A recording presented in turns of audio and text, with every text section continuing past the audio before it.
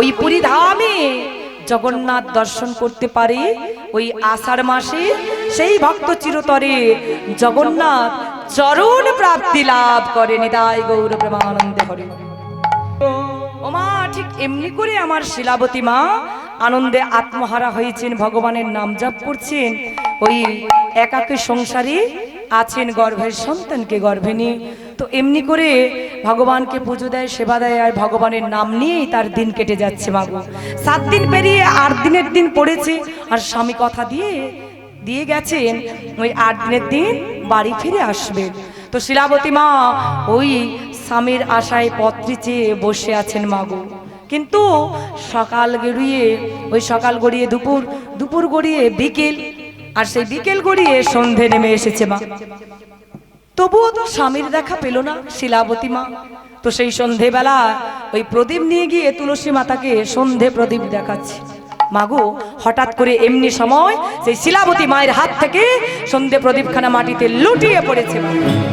যেই না লুটিয়ে পড়েছে, অমনি মা আমার ভগবানকে নিবেদন করে বলছে, ওগো প্রভু, ওগো দয়াময়, একটিবার এসে দয়া করে যাও প্রভু, দয়া করে যাও। কেন কেন আমার হাত থেকে ওই সন্ধে প্রদীপখানা মাটিতে লুটিয়ে পড়লো? বলে দিয়ে যাও প্রভু, বলে দিয়ে যাও, কেন আমার স্বামী বাড়ি ফিরে আসছে না? বলো না দয়াময়। তাহলে কি আমাদের সংসারে কোনো অমঙ্গল আসছে? কোনো অমঙ্গলের সংকেত দেখা দিচ্ছ? বলো না কৃপাময়, একটিবার এসে বলে দিয়ে যাও তোমার এই ভক্তকে। নয়ন বাড়ি বরিশন করে কতই না শিলাবতী মা আমার কাছে বাবা। তোমাগো ঠিক এমনই সময় প্রতিবেশীগণ ওই শিলাবতী মায়ের দ্বারে এসে দরজা ধাক্কা দিয়ে ডাক দিয়ে বলছে, শিলাবতী মা, শিলাবতী মা, তাড়াতাড়ি করে দরজাটা খোলো, শিলাবতী মা দরজাটা খোলো। মা আমার বিলম্ব করলেন না। এই ডাক যেই না শুনতে পেয়েছে, অমনি ছুটতে গিয়ে যেই না মা আমার দরজাখানা খুলে দিয়েছে, মা অমনি শিলাবতী মা দেখছেন যে প্রতিবেশীরা ওই স্বামীর সনাতন দাসের মৃতদেহকে নিয়ে মাগো ঘরের মধ্যেই প্রবেশ করেছে। সেই সনাতন দাসের মৃতদেহকে দর্শন করে শিলাবতী মা তিনি স্থির থাকতে পারলেন না বাবা। বারে বারে শিরে করাঘাত করে কাঁদছে, আর ভগবানকে নিবেদন করে বলছে, ওগো প্রভু, ওগো দয়া, একটিবার এসে দয়া করে বলে যাও প্রভু, বলে যাও, কেন আমার কাছ থেকে আমার স্বামীকে তুমি কেড়ে নিলে? বলো প্রভু, বলো। এই সংসারে আমার কাছে একমাত্র ছিলই আমার স্বামী। বলো না, তাকে আমার স্বামীকেও তুমি কেড়ে নিলে। ওগো প্রভু, কেন আমার কাছ থেকে আমার স্বামীকে কেড়ে নিলে? বলে যাও প্রভু, বলে যাও। এখন আমার কাছে আর কেউ নেই, কে আমার দেখাশোনা করবে? বলে দিয়ে যাও প্রভু, বলে দিয়ে যাও। কেন এত দুঃখ, কেন তো কষ্ট আমায় দিচ্ছ? বলো প্রভু, বলো। এ কোন জন্মে কি অপরাধের সাজা আমায় দিয়ে গেলে?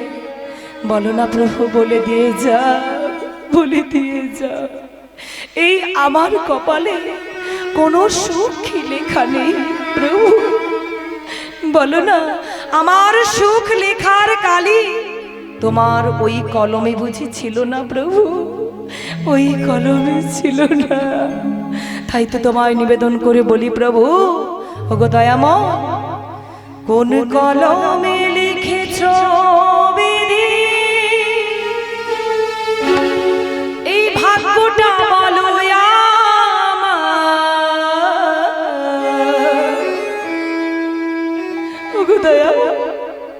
কোন কলমে লিখেছ বিধি, ভাগ্যটা বলো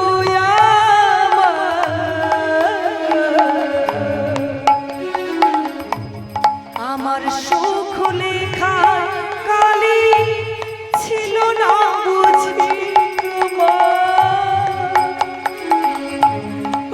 কলমে লিখেছ বিধি, বলে যাও ভাগ্যটা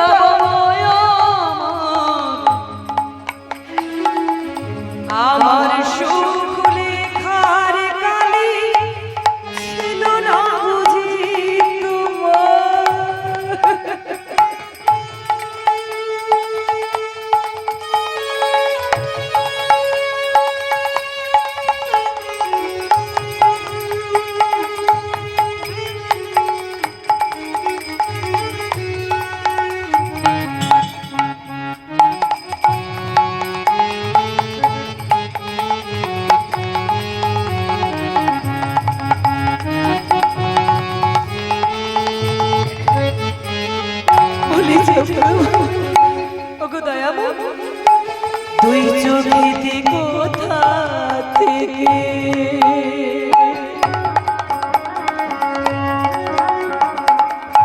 বলো না আসে এত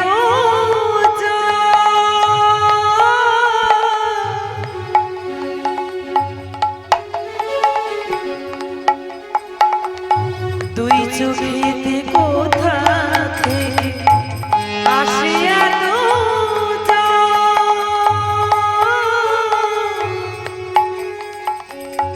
স্বার্থপরের এই দুনিয়া আমি বড় প্রেম আমি বড়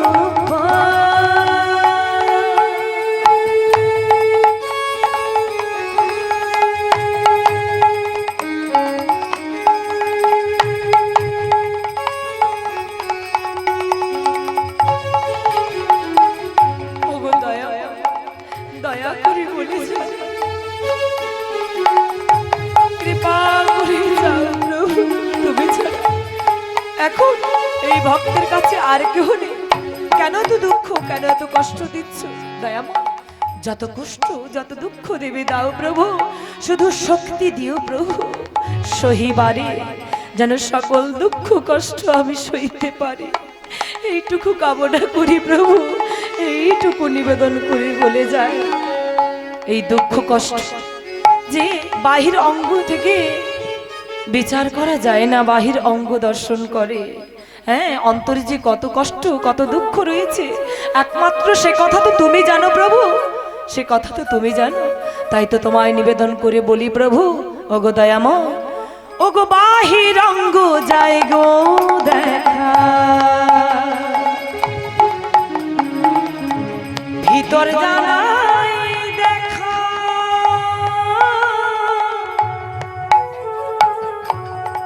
দয়াময় স্বার্থপরের এই দুনিয়া আজ আমি বড়ই যে একা প্রভু, বড়ই যে একা। নিতাই গৌরাঙ্গে হরে হরে হরে হরে হরে, দয়া করে যাও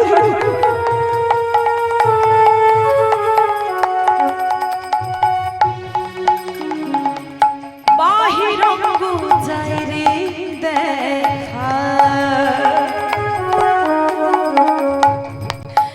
ও তার ভিতর না যায় দেখা,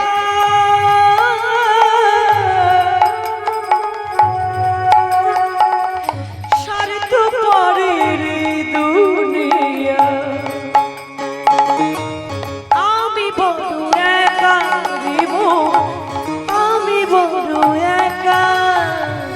কোন কলমে লিখেছ বিধি ভাগ্যটা বলো আমার, কোন কলমে লিখেছ বিধি ভাগ্যটা বলো আমার। সুখ লেখার কালি ছিল না বুঝি তোমার, আমার সুখ লেখার কালি ছিল না বুঝি তোমার, আমার সুখ লেখার কালি ছিল না বুঝি তোমার। ওগো দয়াময়, একটিবার সেই শক্তি দিয়ে যাও প্রভু, যেন সকল দুঃখ কষ্ট আমি সহিতে পারি। এইটুকু আশীর্বাদ করে যাও প্রভু, করে যাও। দুটি নয়ন বাড়ি বরিশন করি অবিরত শিলাবতী মা আমার কেঁদেই চলেছেন। ঠিক এমন সময় প্রতিবেশীরা মায়ের কাছে এসে বলছে, শিলাবতী মা, শিলাবতী মা, এমন করে কাঁদলে কি আর হয় মা, এমন করে কাঁদলে কি আর হয়?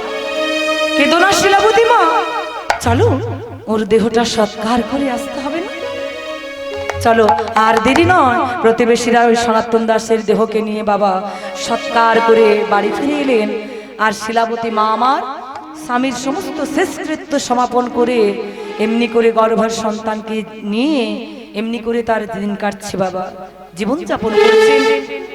তো মাগো, একদিন পাড়াতে ভাগবত পাঠ হচ্ছে আর সেখানে শিলাবতী মা ভাগবত শ্রবণ করতে গিয়ে ওই পাঠকের মুখ থেকে শ্রবণ করলেন, যে ভক্ত একবার ওই পুরীধামে জগন্নাথ দর্শন করতে পারে ওই আষাঢ় মাসে, সেই ভক্ত চিরতরে জগন্নাথ চরণ প্রাপ্তি লাভ করে। নিতাই গৌর প্রেমানন্দে হরি।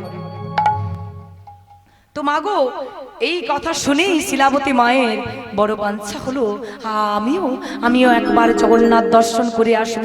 তো শিলাবতী মায়ের অনেক দিনের বাসনা এটা ছিল বাবা। তো আজ ওই ভাগবত ঠাকুরের মুখ থেকে এই কথা শ্রবণ করে সেই বাঞ্ছা আরো দ্বিগুণ হয়ে গেল।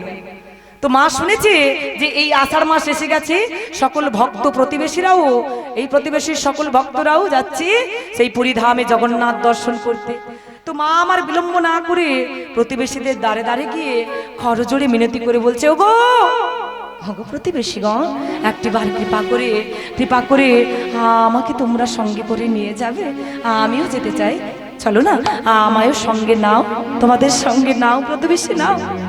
প্রতিবেশীরা বলছে, না না না না না না, তোমার গর্ভের সন্তান প্রায় 10 মাস 10 দিন হতে চলেছে, প্রসবের সময় এসে গেছে, আর এই অবস্থায় তুমি যাবে আমাদের সঙ্গে যুদ্ধ? হরিবল হরিবল, সেই জগন্নাথ দর্শনে কখনোই তা সম্ভব নয়। শিলাবতী মা ওই জগন্নাথ দর্শন করতে গিয়ে মাঝ পথে যদি তোমার বিপদ এসে যায়, তোমার কাছে কে থাকবে? তোমায় কে দেখাশোনা করবে?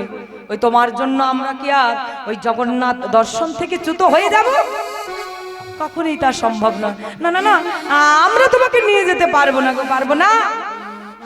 ওগো ওগো প্রতিবেশীগণ, আমি তোমাদেরকে কথা দিচ্ছি, ওই আমি কথা দিয়ে যাই, ওই জগন্নাথ দর্শনে যেতে যাওয়ার সময় যদি আমার মাঝপথে বিপদ আসে, জানো প্রতিবেশী, যদি বিপদ আসে আমি একাই থাকবো, তোমাদেরকে কাউকে আমার সঙ্গে থাকতে হবে না গো প্রতিবেশী, কাউকে আমার কাছে থাকতে হবে না। আমি এই কথা দিই, শুধু একটিবার তোমাদের সঙ্গে নিয়ে চলো, আমি সেখানে একাই থাকতে পারবো, শুধু তোমাদের সঙ্গে একটিবার আমায় নিয়ে চলো গো প্রতিবেশী, নিয়ে চলো। আর ঠিক আছে ঠিক আছে, তবে শিলাবতী মা ওই কথাই থাকলো, ওই মাঝপথে বিপদ আসলে তুমি একাই থাকবে, আমরা কিন্তু কেউ থাকতে পারবো না তোমার সঙ্গে। এখন তুমি আমাদের সঙ্গে ওই জগন্নাথ দর্শনের উদ্দেশ্যে যেতে পারো মা। তো শিলাবতী মা আর বিলম্ব করলেন না বাবা, ওই প্রতিবেশীদের সঙ্গে চলেছেন সেই জগন্নাথ ধামের উদ্দেশ্যে, আর বদন ভরে অবিরত গাইছে কি, জয় জগন্নাথ জয় জগন্নাথ জগন্নাথ জয় জগন্নাথ জয় জগন্নাথ জয় জগন্নাথ জয় জগন্নাথ জয় জগন্নাথ জয় জগন্নাথ জয় জগন্নাথ জয় জগন্নাথ জয় জগন্নাথ জয় জগন্নাথ জয় জগন্নাথ জগন্নাথ স্বামী নয়ন পথগামী ভবত মে, জগন্নাথ স্বামী নয়ন পথগামী ভবত মে, জগন্নাথ স্বামী নয়ন পথগামী ভবত মে, জগন্নাথ স্বামী নয়ন পথগামী ভবত মে, জয় জগন্নাথ জয় জগন্নাথ জয় জগন্নাথ জয় জগন্নাথ জয় জগন্নাথ জয় জগন্নাথ জয় জগন্নাথ জয় জগন্নাথ জয় জগন্নাথ জয় জগন্নাথ জয় জগন্নাথ জয় জগন্নাথ দেব কি জয়, সুভদ্রা মাইয়া কি জয়, বলদেব কি জয়। অবিরত শিলাবতী মা প্রতিবেশীদের সঙ্গে চলেছেন জগন্নাথ ধামের উদ্দেশ্যে, আর বদনে অবিরত গাইছে জগন্নাথ দেবের নাম। তো মাগো, সেই ধামে আমার মা পৌঁছতে পারলেন না। ওই মাঝ পথেই শিলাবতী মায়ের আমার বিপদ এসে গেছে। অর্থাৎ আজ শিলাবতী মায়ের গর্ভ প্রায় 10 মাস 10 দিন পার হয়েছে। সন্তান প্রসবের সময় হয়ে গেছে। তো মাগো যেই সময় হয়েছে সেই গর্ভ যন্ত্রণা শুরু হয়ে গেছে। মা আর পথের মধ্যে চলাফেরা করতে পারছেন না। মাঝ পথেই শিলাবতী মা বসে পড়েছেন, যন্ত্রণায় অস্থির হয়ে পড়েছে, ছটফট করছেন। কতই না প্রসবের জ্বালা যন্ত্রণা। বাবা কি মায়েরা আমার মায়েরা ভালো করে জানবে, তাই না? সন্তান প্রসবের কতই না যন্ত্রণা বাবা, তাই না? এই জীবন নিয়ে টানাটানি, কতই কষ্ট, কতই দুঃখ হয়। সেই দুঃখের কথা, কষ্টের কথা অন্য কাউকে বোঝানো যায় না, তাই না? আরে কতই না যন্ত্রণা আসে, আর সেই যন্ত্রণা নিবারণ করা খুবই কঠিন ব্যাপার বাবা। তো মাগো সেই যেই না এই যন্ত্রণা শুরু হয়েছে, অমনি শিলাবতী মা ছটফট করছেন। এমনকি মাগো সেই মাটিতে লুটিয়ে পড়লেন শিলাবতী মা, গড়াগড়ি দিয়ে কাঁদছেন শিলাবতী মা। ঠিক এমনই সময় প্রতিবেশীরা বলছে এই চল চল চল, আমরা চলে যাই, এর বিপদ হয়ে গেছে, এখানেই থাক, চল আমরা সবাই চলে যাই। এ তো কথা দিয়ে এসেছে একাই থাকবে, বিপদ আসলে কাউকে এর সঙ্গে থাকতে হবে না। কথা বলেই এসেছি, এর জন্য আমরা কি আর জগন্নাথ দর্শন থেকে চ্যুত হব? কখনোই না। চল চল চল আমরা সবাই চলে যাই, মাকে একা করে দিয়ে পারবো। আজ প্রতিবেশীরা সকলে চলে গেলেন শ্রী জগন্নাথ ধামের উদ্দেশ্যে। শিলাবতী মা একাকী মাঝপথেই কতই না যন্ত্রণায় অস্থির হয়ে পড়েছে, মাটি লুটিয়ে পড়ে কত গড়াগড়ি দিয়ে কাঁদছেন বাবা। আজ কেউ কাছে নেই যে এই দুঃখের কথা, এই কষ্টের কথাগুলো একটু প্রকাশ করে বলবে, কেউ তো কাছে নেই। সকলে মাকে একা করে দিয়ে চলে গেলেন বাবা। তো মাগো এমনি করে যন্ত্রণায় অস্থির হয়েছে। দেখবেন মা, এইখান থেকে এই আমরা কলিহত জীবন একটি শিক্ষা গ্রহণ করতে পারি কি মায়েরা বলুন না?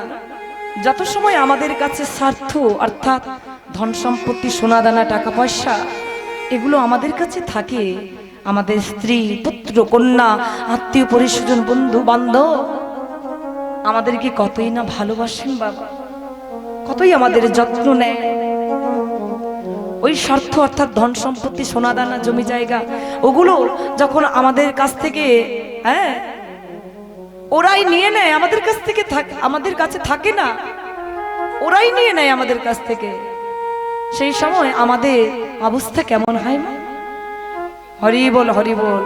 স্বার্থ ফুরলেই সবাই আপনার কাছ থেকে অনেক অনেক দূরে চলে যাবে, আপনি একাই পড়ে থাকবেন, আপনার কাছে আর কেউ থাকবে না।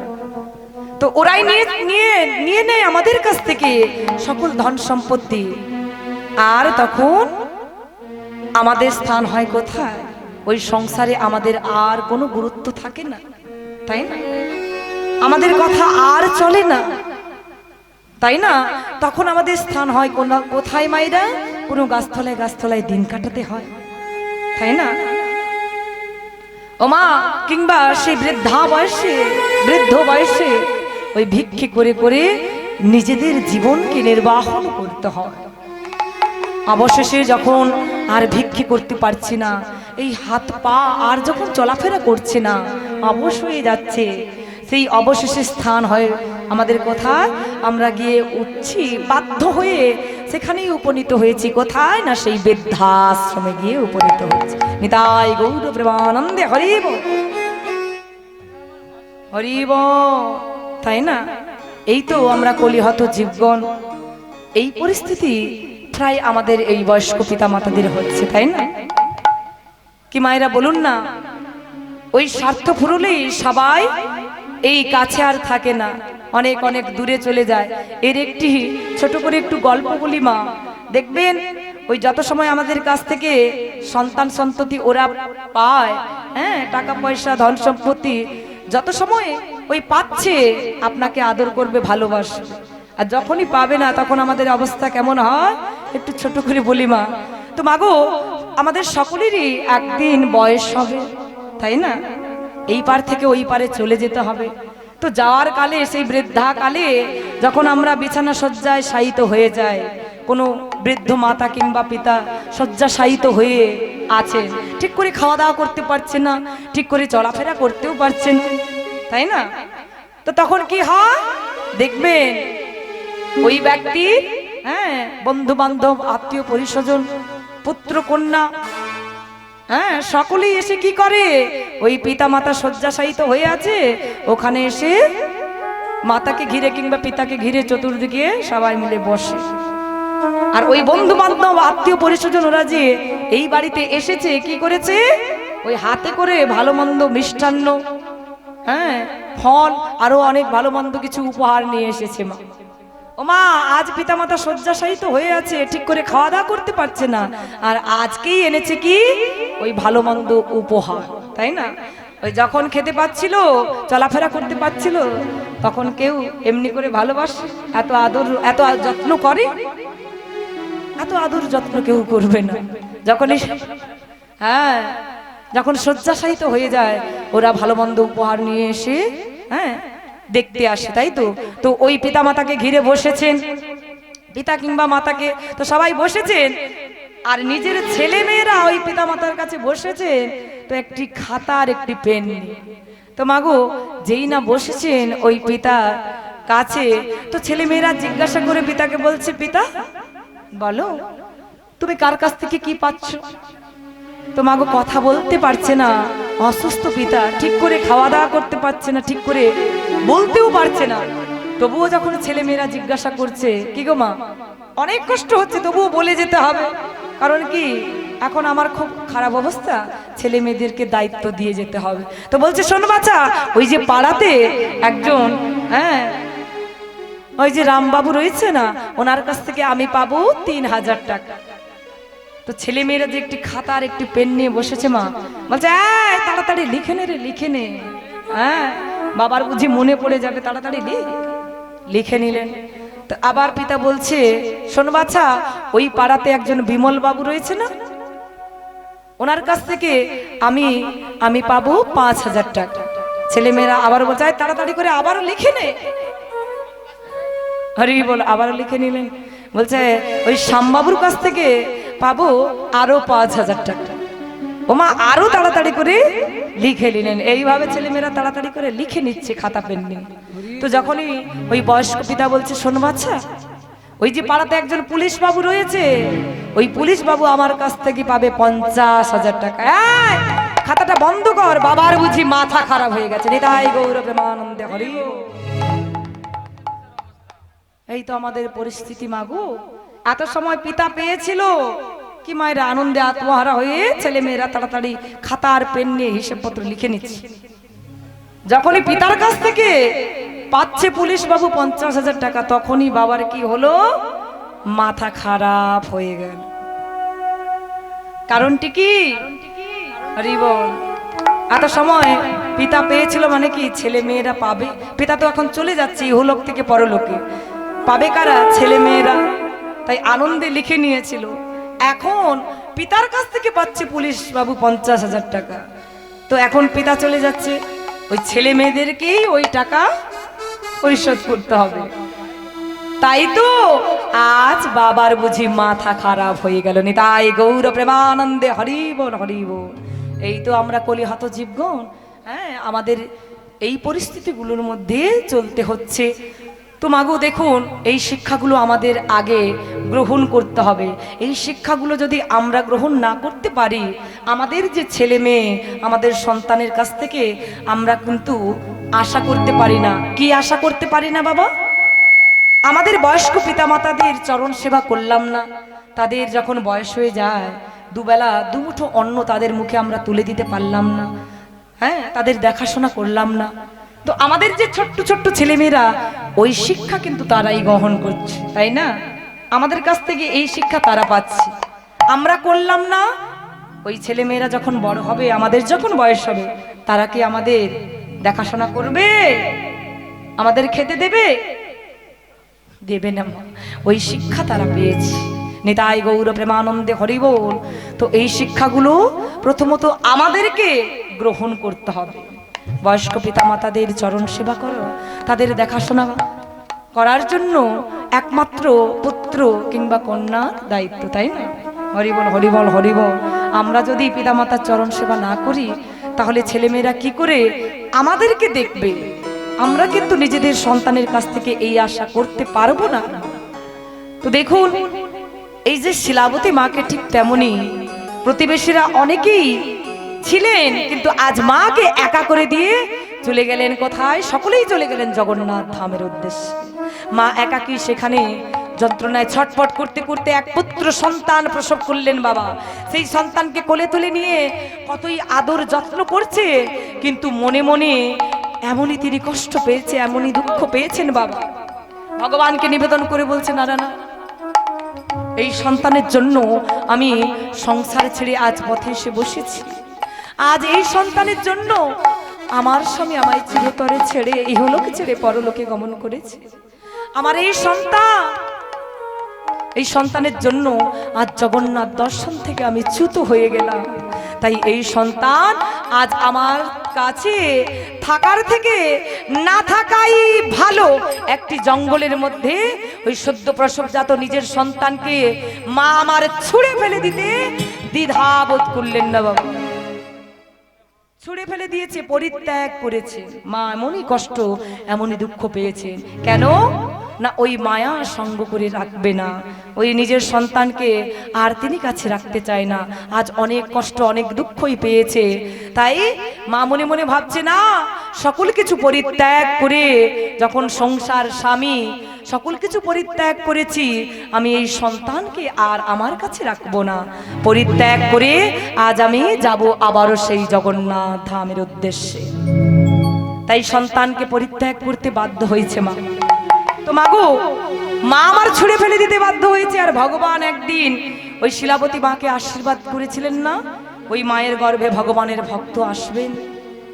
তো ভগবান সেই কথা চিরসত্য করবার জন্য, নিজের ভক্তকে চিরতরে রক্ষা করবার জন্য মা ছুঁড়ে ফেলে দিয়েছে। আর ভগবান নিজের কোলে নিজের ভক্তকে ধারণ করলেন, নিজের কোল পেতে নিজের কোলে ধারণ করলেন ভগবান।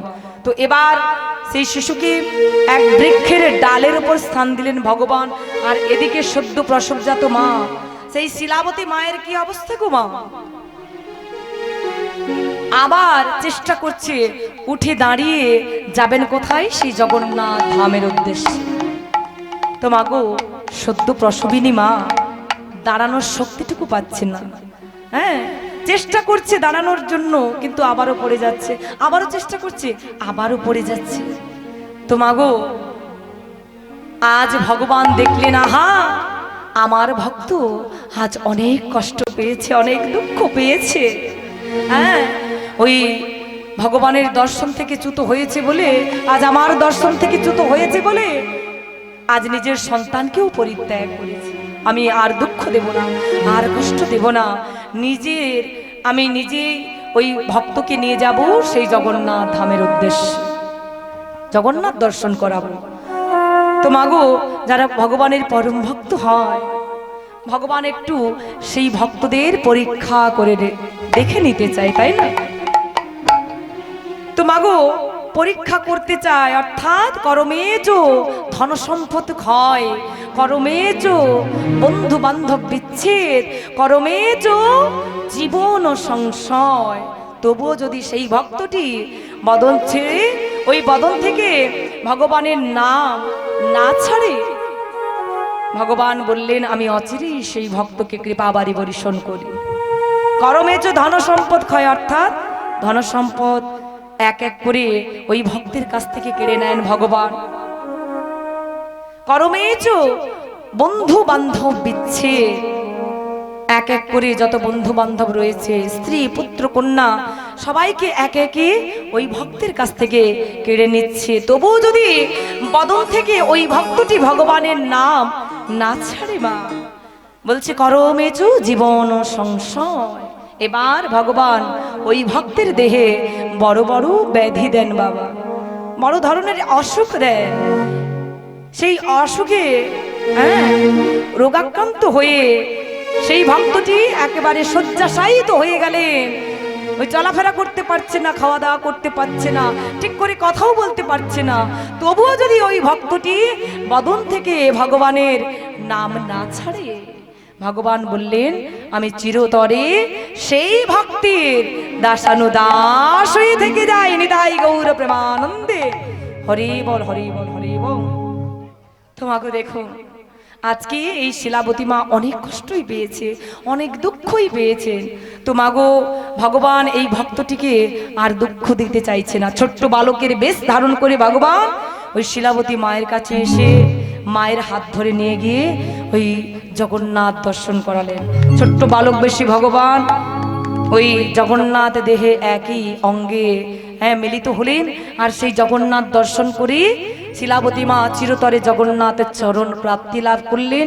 সেখানেই শিলাবতী মা মৃত্যুবরণ করলেন বাবা। আর এদিকে ছোট্ট শিশুর কি অবস্থা, ভগবান এক বৃক্ষের ডালে স্থান দিয়েছিলেন। তো মায়েরা বলুন তো, ছোট্ট শিশু জন্ম নেওয়ার পর তাদের মুখে কি দিতে হয়? হরিবোল বলছে কি নিম পাতার রস, এমনই তেতো স্বাদ। ওই ছোট্ট শিশু কি আর বাঁচবে? আবার বলছে লঙ্কা গুঁড়ি, এসব নয়, তাহলে কি? মধু।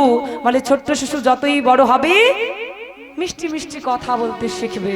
তো মাগো এই ভগবান আমার কি করলেন, ওই ছোট্ট শিশুকে মধু ব্যবস্থা করছেন মধু সেবার জন্য।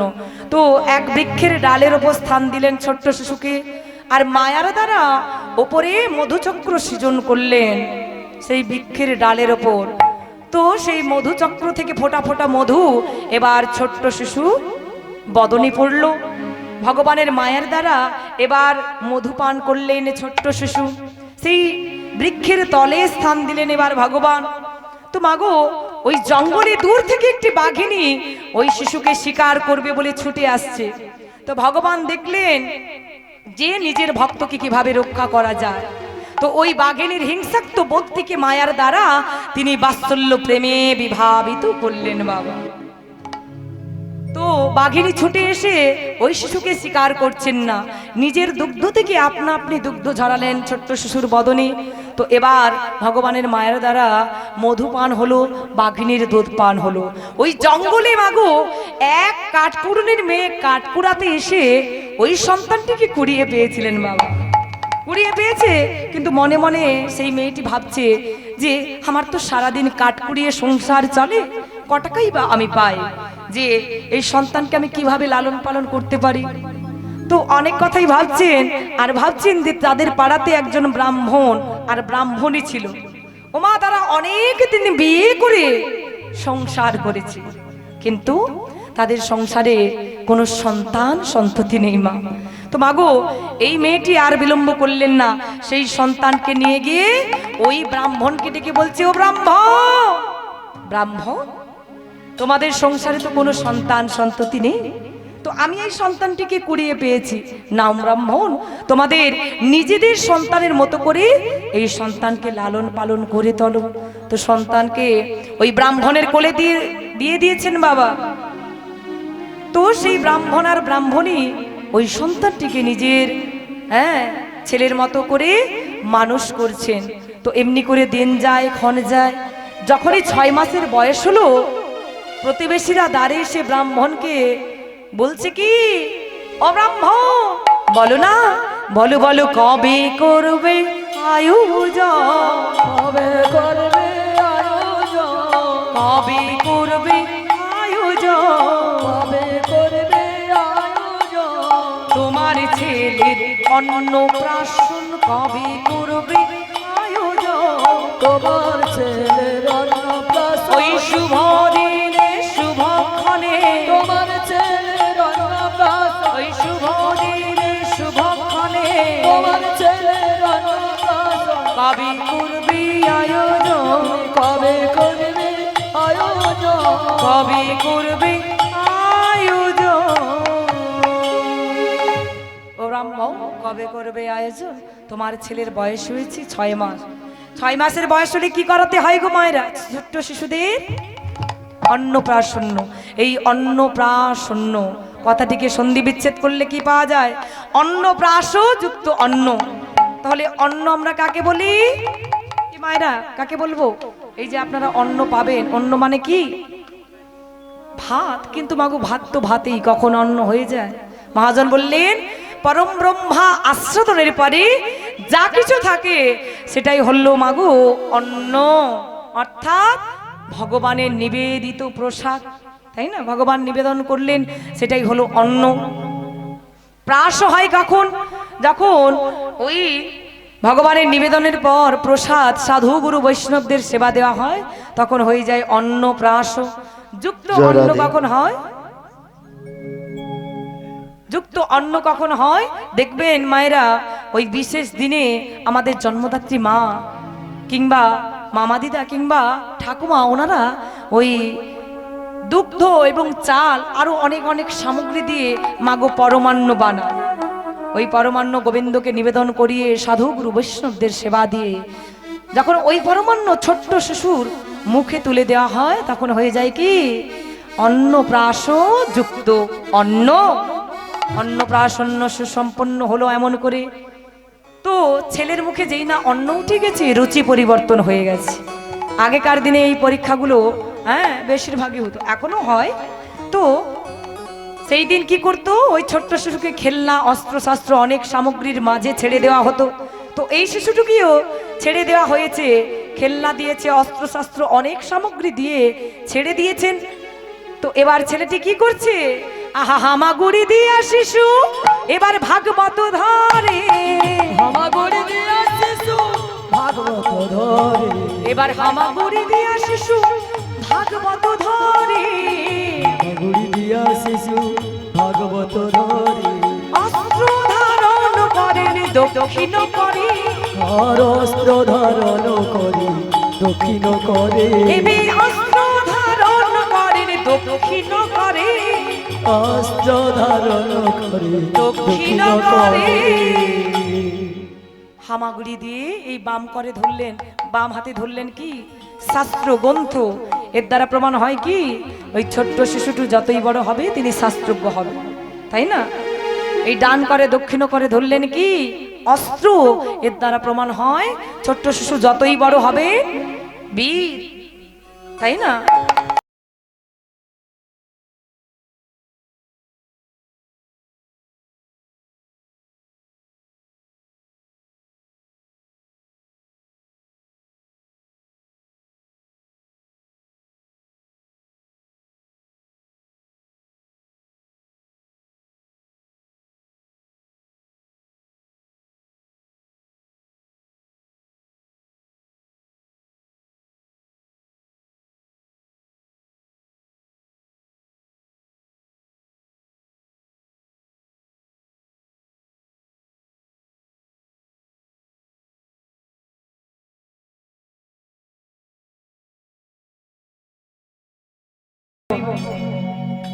এমনি করে গোপাল সিংহ একটু একটু করে বড় হয়েছে, আজ কথা বলতে পারছে, চলাফেরা করতে পারছে। তো পালক মা সেই মায়ের কাছে এসে বলছে, মা, ও মা, আমি দেখছি অনেকেই ওই আমার বন্ধু ওরা যাচ্ছে ওই গোমাতাদের নিয়ে চারণ করতে, ওই বনে চারণ করতে যাচ্ছে। ও মা, আমাদের বাড়িতে ওই গোমাতা অর্থাৎ গাভী রয়েছে, দাও না, ওদেরকে আমি বনে চারণ করে নিয়ে আসি। তো সেই পালক মাতা মনে মনে ভাবছেন যে একদিন ভগবান গোপাল তিনি নবলক্ষ ধেনু নিয়ে গোচারণ লীলা করেছিলেন গোঠে গিয়ে। আজ আমার সন্তান গোপাল সিংহ ওই গোমাতা চারণ করবে বনে, আমি আর মানা করব না। তো ভগবান গোপালের মতো করে সুন্দর করে নিজের সন্তানকে মা আমার সাজিয়ে দিয়েছেন। আর ঘরের গরুগুলো যেই না দিয়েছে মা ওই গোপাল সিংহকে, সেই গোমাতাদের নিয়ে ওই গোপাল সিংহ বনে চারণ করতে যাচ্ছে মায়েরা। তো চলুন ওই গোপাল সিংহর পেছু যাব আমরা। কোথায়? সেই ভগবান গোপাল দাপর যুগে তিনি লবলক্ষ ধেনু নিয়ে গোচারণ লীলা করেছিলেন গোঠে গিয়ে। সেই লীলা কিভাবে করেছিলেন আমরা আস্বাদন করব। তাই লীলার ভাষায় বলছে কি, আহা ছোটি ছোটি গাই আসে, ছোটি ছোটি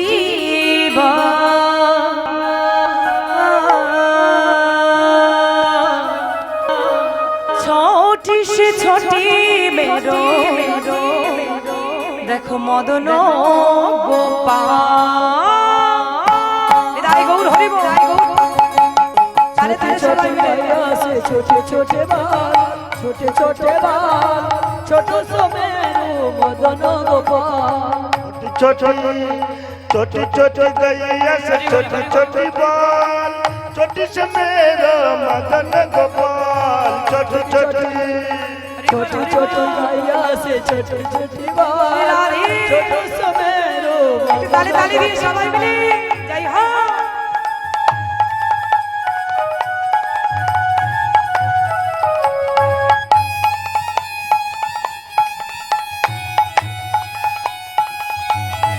শ্রী রাধে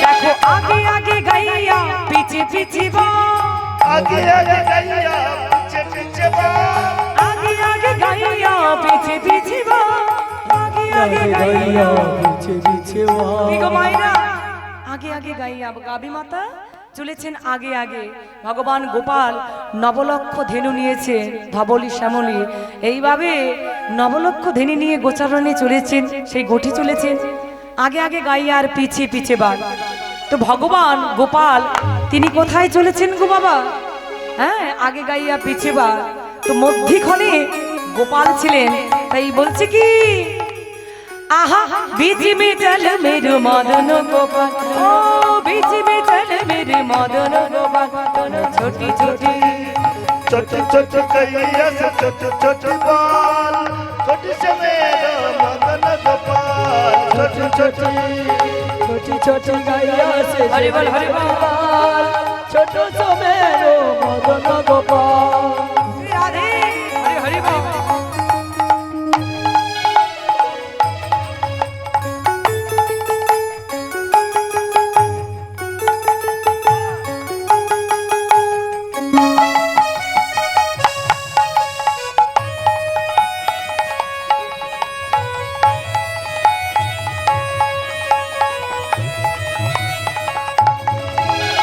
ঘাস খাবে গাইয়া দুধ পিবে বা ঘাস খাবে গাইয়া দুধ পিবে বা দেখো ঘাস খাবে গাইয়া দুধ পিবে বা কি গো মায়েরা ঘাস খাচ্ছেন গাইয়া গাভী মাতা আর দুধ পান করছেন ছোট্ট ওই বাছুরেরা মায়ের থেকে দুগ্ধ পান করছেন এবার মায়েরা বলুন তো ভগবান গোপাল তিনি কি সেবা করতে ভালোবাসতেন হ্যাঁ গোপাল বুড়ো শশা কি বলছে কি মায়েরা বুড়ো শশা পচা কলা টিকি বাতাসা এগুলো পছন্দ করতেন গোপাল তাহলে কি সেবা করতেন ননি মাখন তাই তো কি মায়েরা আমরা ননি মাখন সেবা দিই প্রতিনিয়ত গোপালকে দিই আমরা তো দিতে পারিনি দিই কি ওই যে বাজার থেকে শশা নিয়ে এসেছে যেটা বুড়ো হয়ে যাচ্ছে ওটাই আগে দিয়ে দিই কলা এনেছে পচে যাবে ওটাই আগে দিয়ে দিই না হলে নষ্ট হয়ে যাবে ওগুলোই আগে দিই তাই তো টিকি বাতাসা নকুল দানা ওই যে ভগবানকে সেবায় দিয়েছি ওই মন্দিরেই ওই প্রসাদ থেকে গেল নিয়ে এসে আমরা যে সেবা করব প্রসাদ তার মতো আমাদের কোনো সময় থাকে না সংসারে অনেক কাজ ওখানেই পুজো করেই আমরা চলে এসেছি প্রসাদ সেখানেই থাকো খাচ্ছে কারা ওই প্রসাদ সেবা করছে কারা হরিবল হ্যাঁ যারা পিঁপড়েই তারাই ওই প্রসাদ সেবা করছে হরিবল হরিবল তাদের পিঁপড়ে জন ধন্য করছে ওই প্রসাদ সেবা করে নিতাই গৌর প্রেমানন্দে হরিবল তো মাগো দেখুন ওই বুড়ো শশা পচা কলা এগুলো ভগবান গোপাল সেবা করতে ভালোবাসতেন না ভালোবাসতেন কি দুগ্ধ জাতীয় যা কিছু সামগ্রী দধি দুগ্ধ ঘৃত ছাড়া মাখন তাই বলছে কি আহা মাখন মাখন খাও মেরো মদন গোপাল ও মাখন খাও মেরো মদন গোপাল ছোটি ছোটি গাইয়া से छोटे छोटे बाल छोटी छोटी गाइया से छोटे छोटे बाल छोटे छोटे बाल छोटो छोटो छोटो मेरो मदन गोपाल ओ छोटो मेरो मदन गोपाल छोटो छोटो मेरो मदन गोपाल छोटो छोटो मेरो मदन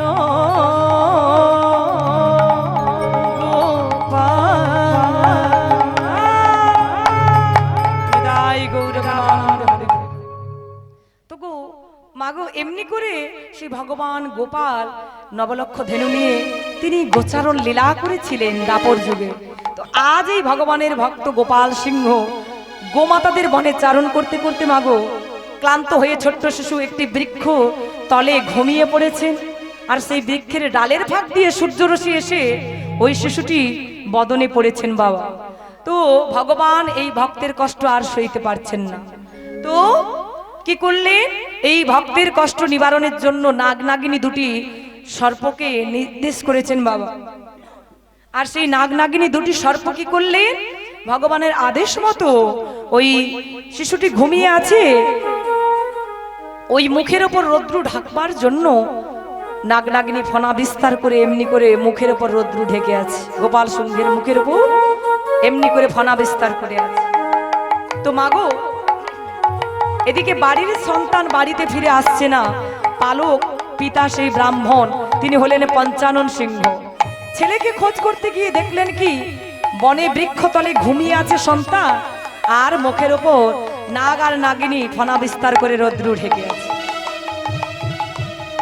তো মাগো গলবস্ত্র দিয়ে অনেক নিবেদন করে অনেক কষ্ট করে নিজের সন্তানকে ফিরিয়ে আনলেন। কোথায়?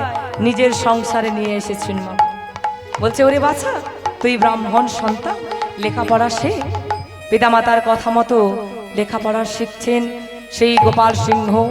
একটু একটু করে সমস্ত শিক্ষা প্রায় অর্জন করলেন, শাস্ত্র অধ্যয়ন করলেন। অল্প দিনের মধ্যে তিনি শাস্ত্রজ্ঞ হয়ে গেলেন। আজ দ্বাদশ শিক্ষায় শিক্ষিত হয়ে বড় হয়েছেন। একদিন পিতার কাছে এসে বলছে, বাবা ও বাবা, এই যে বর্ষাকাল এসে গেছে, এই বাঁকুড়া জেলায় দেখছি অনেকে ওই বাঁকুড়ার নদী থেকে অনেক মাছ ধরে নিয়ে আসছে। বাবা আমাদের ঘরে তো জাল রয়েছে, আমায় দাও, আমিও কিছু মাছ ধরে নিয়ে আসি। তো মাগো পিতা বারণ করছে, কিন্তু ছেলে বায়না ধরেছে, তাই পিতা মানা করলেন না। জালখানা দিয়েছে ছেলেকে। সেই জাল কাঁধে নিয়ে মদনে ভগবানের নাম করতে করতে গিয়ে সেই বাঁকুড়ার বাঁকা নদীতে যেই না প্রথমবার জাল জলেতে ফেলেছে বাবা, জালের মধ্যে প্রায় 80-90 কিলো ওজন। অনেক কষ্ট করে উপরে তুললেন জালখানা গোপাল সিংহ। হ্যাঁ, তো মাগো দেখলেন ইট আর ইটের টুকরো, ঠিক যেন ইট আর ইটের টুকরো গুলো ওই জালের, হ্যাঁ একটিও মাছ নেই, সব ইট আর ইটের টুকরো। মনে মনে ভাবছে ঠিক আছে বাড়ি নিয়ে যাই। বাড়িতে নিয়ে গিয়ে পিতাকে বলছে, বাবা আমি একটিও মাছ পাইনি, অনেকে অনেক মাছ পেল, আমি যে একটিও মাছ পাইনি। বাবা এই যে ইটগুলো পেয়েছি না, তুমি আমার জন্য সুন্দর করে একটি হরিবাসর বানিয়ে দাও। বাবা বলছে, ওরে বাছা চেয়ে দেখ, না জানি কতদিন ধরে ওই নদীতে পড়ে পড়ে কত শ্যাওলা ধরে গেছে ইটগুলোতে, বালি সিমেন্ট কি আর ধরবে? আমি কিভাবে মন্দির বানাবো বল না? আমি জানি না বাবা, আমি বলেছি তুমি আমার জন্য ওই মন্দির বানাবে। এখানে সবার ঘরে মন্দির হরিবাসর রয়েছে, আমার বাড়িতেই শুধু হরিবাসর নেই, তুমি আমার জন্য হরিবাসর বানিয়ে দেবে, আমি জানি না। তো ছেলে চলে গেলেন। আর এদিকে সেই পালক পিতা পঞ্চানন সিংহ কি আর করে, ওই ঝামা দিয়ে ঘষে ঘষে শ্যাওলাগুলো তুলে দিচ্ছে যাতে বালি সিমেন্ট ধরবে, হ্যাঁ হরিবাসর বানাবে। তো সকল শ্যাওলাগুলো তুলে দিয়ে দেখলেন কি, হ্যাঁ একটিতে শ্যাওলা তুলেছে, দেখলেন যে ভেতরে চকচক করছে বাবা। পুরোটাই শ্যাওলা তুলে দিলেন, দেখলেন কি এই যে মাটি দিয়ে বানানো কোনো ইট নয়, পোড়া মাটির ইট নয়, এই যে সবই ছিল সোনা। সবগুলো এভাবে শ্যাওলা তুলে দিয়ে দেখলেন সবগুলোই ছিল সোনা। ওই সোনাগুলো বিক্রি করে দিয়ে ওই অঞ্চলের রাজা হয়ে গেলেন ওই গোপাল সিংহ। তো মাগো একদিকে রাজ্য প্রতিপালন করছেন গোপাল সিংহ, অন্যদিকে ভগবানের জন্য একটি মন্দির বানিয়েছে। পিতার কাছে গিয়ে বলছে, বলো বাবা আজ ভগবানের কৃপায় নদী থেকে অনেক অনেক সোনা পেয়ে এই অঞ্চলের রাজা হয়েছি, একদিকে রাজ্য প্রতিপালন করছি আর অন্যদিকে মন্দির তো বানিয়েছি বটে, কিন্তু ওই মন্দির বানালে তো আর মন্দির হয়ে যায় না, ভেতরে বিগ্রহ প্রতিষ্ঠিত করতে হবে। বলো বাবা কোথায় গেলে আমি বিগ্রহ পেতে পারি? তো বাবা বলছে, যা বাছা আর দেরি করিস না, যেই নদী থেকে এত সোনা পেয়ে আজ রাজা হয়ে গেছিস, যা আবারও জাল নিয়ে সেই নদীতে আরেকটি বার যা, তোর বিগ্রহকে পেয়ে যাবি। তো মাগো পিতার কথা মতো আবারও জাল কাঁধে নিয়ে চললেন সেই বাঁকুড়ার বাঁকা নদীতে আর বদন ভরে গাইছে কি ভগবানকে নিবেদন করে বলছে, ওগো প্রভু, ওগো দয়াময়, একটিবার এসে তোমার এই ভক্তকে ধরা দিয়ে যাও প্রভু, এই ভক্তকে দেখা দিয়ে যাও।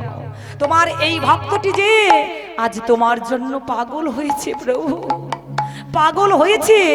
শুধু এই ভক্ত নয়, এই সারা বিশ্বে আরো কত কত ভক্ত তোমার জন্য পাগল হয়েছে জানো প্রভু।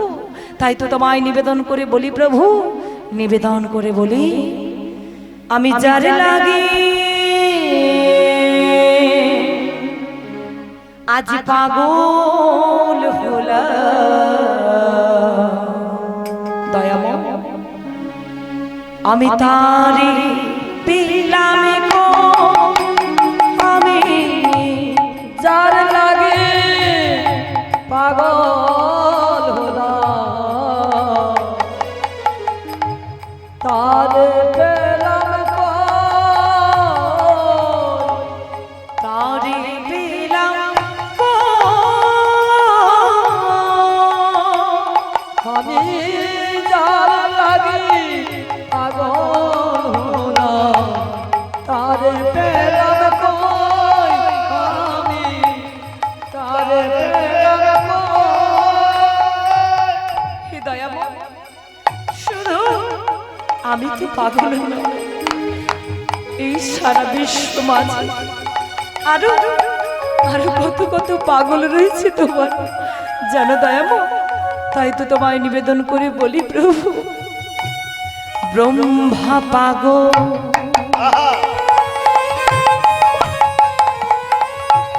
শিব পাগল,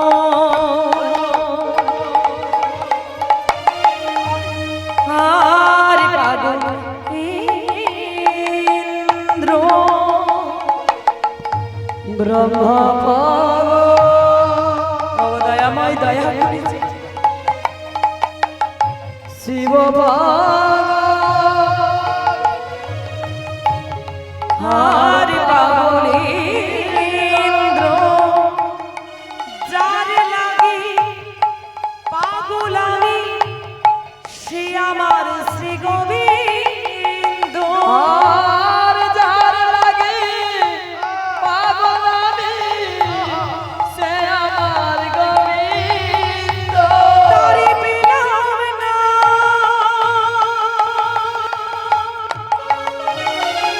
দয়া করে যাও গো।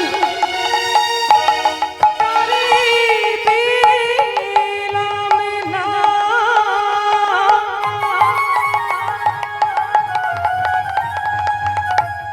আমি তারে পেলাম না, যার লাগি পাগল আমি তারে পেলাম গো, আমি তারে পেলাম কই, আমি তারে পেলাম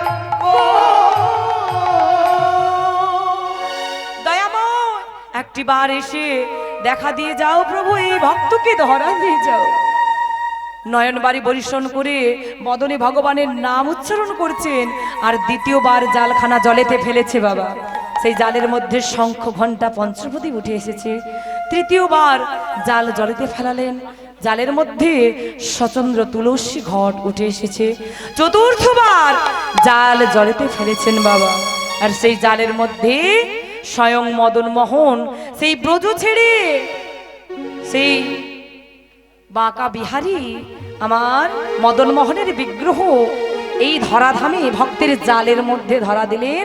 সেই বিগ্রহ বাবা, সেই বিগ্রহকে পেয়ে আনন্দে আত্মহারা হয়েছে। মায়ের একটু উলুধ্বনি হবে, জয়ধ্বনি হবে। ভক্তের জালের মধ্যে ভগবান আজ ধরা দিয়েছেন। নিতাই গৌর প্রেমানন্দে হরি বল, হরি বল, হরি বল। কেন ধরা দিয়েছে? ভগবান জালের মধ্যে ভক্তের মনোবাঞ্ছা পূরণ করবার জন্য আর নিজের লীলা প্রকাশ করবার জন্য। হরিবল, হরিবল, নিতাই গৌর প্রেমানন্দে হরি বল। তো মাগো, আজ বিগ্রহকে পেয়ে আনন্দে আত্মহারা হলেন সেই গোপাল সিংহ। ওই নিয়ে গিয়ে নিজের মন্দিরে প্রতিষ্ঠিত করলেন ভগবানকে। তো একদিকে রাজ্য প্রতিপালন করছেন, অন্যদিকে ভগবানের পূজা সেবা হরিবোল হরিবোল সাধন ভজন করেন আর পুজো দেয়, ভগবানকে সেবা দেয়। তোমাকে এমনি করে দিন যায়। একদিন মারাঠা সৈন্যগণ ওই বাঁকুড়া জেলায় বিষ্ণুপুর অঞ্চলকে পরাস্ত করবার জন্য এসেছিল। তো মাগো ওই মন্দিরের বিগ্রহ, ওই মদনমোহনের বিগ্রহ দলমাদল দুটি কামান দুই হস্তে নিয়ে, একটি কামান প্রায় 100 কুইন্টাল ওজন, তো 200 কুইন্টাল ওজন দুই হস্তে দুটি কামান নিয়েছেন, নিয়ে ওই মারাঠা সৈন্যগণদের পরাস্ত করে ওই সৈন্যগণদের সঙ্গে যুদ্ধে ওদেরকে হারিয়ে দিলেন আমার ওই মদনমোহনের বিগ্রহ। তো মাগো আজ মদনমোহন যুদ্ধ করে আসার পথে একজন গোয়ালা, নাম হচ্ছে কেশব গোয়ালা, সেই গোয়ালার কাছ থেকে 2 মণ দই সেবা করেছিলেন ভগবান। ওই দধির দিন এই জন্মে পরিশোধ করলেন না। দৈববাণী করে গোয়ালাকে বললেন, শোনো গোয়ালা, এর পরবর্তী জন্ম হবে তোমার কলকাতা বাগবাজারে জমিদার পরিবারে তুমি জন্মগ্রহণ করবে, তোমার নাম হবে গোকুল মিত্র, সেই দিন তোমার ঋণ পরিশোধ করব। তো মাগো ওইদিকে গোয়ালার পরবর্তী জন্ম নিলেন কোথায়? কলকাতা বাগবাজারে গোকুল মিত্র, হ্যাঁ, জমিদার বংশে জন্ম নিলেন ওই গোয়ালা। আর এদিকে কি হলো, সেই যে গোপাল সিংহ 3 লক্ষ টাকা ঋণগ্রস্ত হয়েছে রাজ্য প্রতিপালন করতে গিয়ে। তো ঋণ পরিগ্রস্ত, ঋণ শোধ করবার জন্য ওই মদনমোহনের বিগ্রহকে কলকাতা বাগবাজারে ওই জমিদার বাবুর বাড়িতে বন্ধক দিয়ে 3 লক্ষ টাকা নিয়েছে, ঋণ পরিশোধ করলেন বাবা। এবার ওই বিগ্রহ সেই জমিদার বাবুর বাড়িতে গিয়ে গোকুল মিত্রের কাছে গিয়ে ওই ভক্তের ঋণ পরিশোধ করলেন, আরো অনেক লীলা প্রকাশ করলেন বাবা। তো আবার এই বিষ্ণুপুরে যে ভক্ত গোপাল সিংহ 5 লক্ষ টাকার বিনিময়ে মদনমোহনের বিগ্রহকে ফেরত আনতে গিয়েছে, কিন্তু গোকুল মিত্র চালাকি করেছে বাবা। এর জন্য আলিপুর কোর্টে মামলা করেছে, আর সেই মামলায় ভগবান মদনমোহন নিজেই উকিলের বেশ ধারণ করে মাগো সেই মামলায় ওই গোপাল সিংহ নিজের ভক্তকে জিতিয়ে দিলেন। হ্যাঁ, কারণ ওই জমিদার পরিবারে ভগবান থাকতে চান না, ফিরে আসতে চায় কোথায়? ওই বাঁকুড়া জেলায় বিষ্ণুপুর অঞ্চলে যে পরম ভক্ত গোপাল সিংহ নিজের ভক্তের কাছে ফিরে আসতে চান, তাই ওই ভক্তকে জিতিয়ে দিলেন।